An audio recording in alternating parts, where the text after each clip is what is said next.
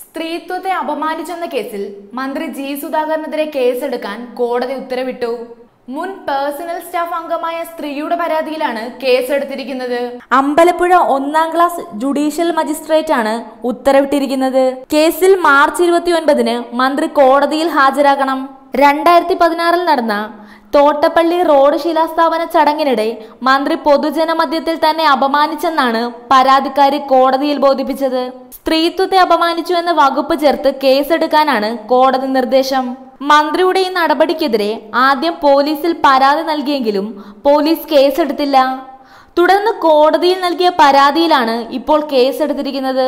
അന്ന് സ്വാഗത പ്രസംഗം നടത്തുന്ന ആളുടെ കയ്യിൽ നിന്നും മൈക്ക് പിടിച്ചു വാങ്ങി വനിതയ്ക്കെതിരെ മന്ത്രി മോശമായി സംസാരിച്ചുവെന്നാണ് ആരോപണം. കൂടാതെ ആ മേഖലയിൽ തെരഞ്ഞെടുപ്പിൽ തന്നെ തോൽപ്പിക്കാൻ BJPയുടെയും കോൺഗ്രസിന്റെയും കൂടെ കൂടി യുവതിയും ഭർത്താവും ശ്രമിക്കുന്നതായും മന്ത്രി ആരോപിച്ചിരുന്നു. അതുകൊണ്ട് തന്നെ സംഭവത്തിന് ശേഷം CPM മുൻ പ്രാദേശിക നേതാവ് കൂടിയായ ഇവരെ പാർട്ടിയിൽ നിന്നും പുറത്താക്കിയിരുന്നു.